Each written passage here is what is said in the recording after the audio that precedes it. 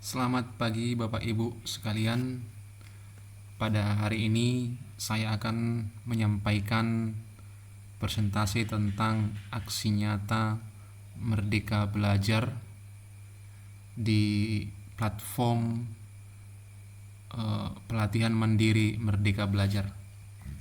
Perkenalkan, nama saya Jugodi Lasitumorang, guru SMP Negeri 1 Atap Pulau Panjang, Kecamatan Subi, Kabupaten Natuna.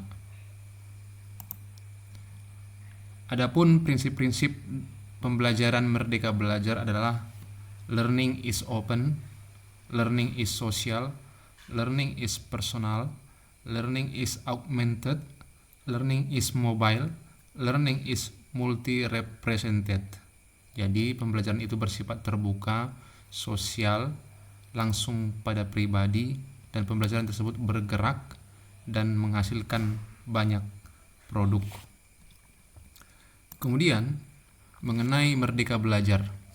Merdeka Belajar menitik beratkan pada potensi dan bakat peserta didik karena memiliki potensinya masing-masing.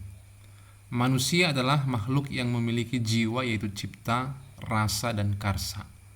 Guru adalah kunci perkembangannya sendiri, yaitu mereka diberi kebebasan untuk berkembang dan menemukan pengalamannya sendiri. Pada filosofi Bapak Ki Hajar Dewantara, ing ngarso sang tulodo ing madeo mangunkarso tut uri handayani, di mana peran guru itu harus sebagai teladan. Di depan dia sebagai pemimpin, di tengah sebagai pembangun, dan di belakang sebagai pendorong atau pemberi motivasi. Kemudian Merdeka Belajar, kalau dikatakan Merdeka Belajar, yaitu siswa atau orang yang mengatur sendiri tujuan, cara, dan penilaian belajarnya, atau sering disebut dengan self-regulated learning. Dalam hal ini ada beberapa konsep Merdeka Belajar, yang dimana anak-anak hidup dan tumbuh sesuai dengan kodratnya sendiri. Pendidik hanya dapat merawat dan menuntun tumbuh kodrat itu sendiri. Kemudian setelah dia dapat menentukan tumbuh kembangnya sendiri, terciptalah kemandirian untuk mengatur proses belajarnya sendiri. Sehingga itulah yang dinamakan dengan Merdeka Belajar. Jadi Merdeka Belajar itu merupakan komitmen, mandiri, serta reflektif. Perubahan paradigma pendidikan. Perubahan yang terjadi diakibatkan oleh kondisi global, perubahan orientasi dan persaingan persyaratan kerja, sehingga terciptalah perubahan pendekatan pembelajaran dari TCL atau Teacher Center Learning atau berpusat pada guru ke SCL atau Student Center Learning atau berpihak kepada siswa. Sehingga perubahan strategi pembelajaran itu tercipta juga perubahan kompetensi lulusan dan perubahan kurikulum. Kemudian yang berikutnya adalah ada 4 jenis kompetensi yang harus dimiliki guru. Yang pertama adalah pedagogis, memahami peserta didik, dapat berupa perancangan, pelaksanaan, dan evaluasi pembelajaran pengembangan peserta didik. Kemudian yang kedua adalah kompetensi kepribadian. Kompetensi kepribadian ini dapat berupa mantap, stabil, dewasa, arif, berwibawa, dan berakhlak mulia. Kemudian profesional. Yang dimaksud dengan kompetensi profesional yaitu guru harus menguasai keilmuan bidang studi dan langkah kajian kritis pendalaman isi daripada bidang studi tersebut. Kemudian yang terakhir, 4 kompetensi guru yang terakhir yaitu sosial, yaitu komunikasi dan bergaul dengan peserta didik, baik itu kepada kolega dan serta juga dengan masyarakat. Tantangan guru di era Merdeka Belajar. Di era Merdeka Belajar, guru ditantang untuk mampu collaboration atau berkolaborasi. Kemudian yang kedua, guru ditantang juga untuk mampu berkomunikasi atau communication.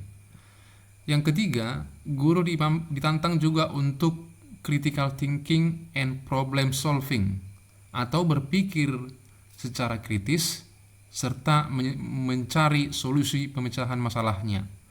Dan yang terakhir yaitu creativity and innovation. Guru itu harus kreatif dan inovasi.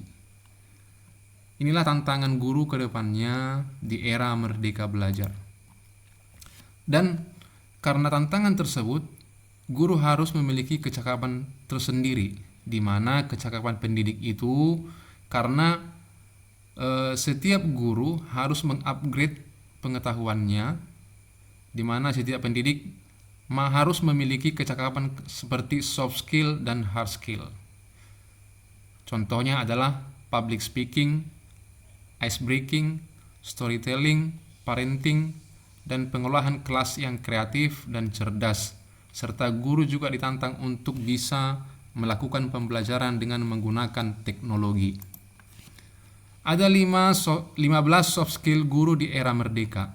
Yang pertama adalah problem solving, yang kedua good communication, yang ketiga berpikir kritis, yang keempat berpikir kreatif, yang kelima leadership atau kepemimpinan, yang keenam adalah kolaborasi, bekerja sama, yang ketujuh adalah kecerdasan emosional, yang kedelapan adalah take decision atau mengambil keputusan. Kemudian yang kesembilan adalah serving, guru sebagai pelayan. 10 negosiasi. Yang ke-11 fleksibel kognitif. Yang ke-12 public speaking. Yang ke-13 manajemen waktu. Yang ke-14 adalah networking atau memasang jaringan, serta yang terakhir yang 15 adalah adaptasi. Kualitas diri. Para pendidik harus bersemangat dalam meningkatkan kualitas dirinya, baik dari sisi soft skill-nya maupun dari sisi hard skill-nya. Kompetensi guru pada abad 21 itu memiliki ciri-ciri. Yang pertama adalah mampu menyesuaikan dirinya sendiri. Yang kedua, pembelajar sepanjang hayat. Yang ketiga, berkomunikasi. Yang keempat, mempunyai visi. Yang kelima, kepemimpinan atau leadership. Yang keenam, metode teladan. Yang ketujuh, berkolaborasi. Dan yang kedelapan adalah mampu mengambil resiko.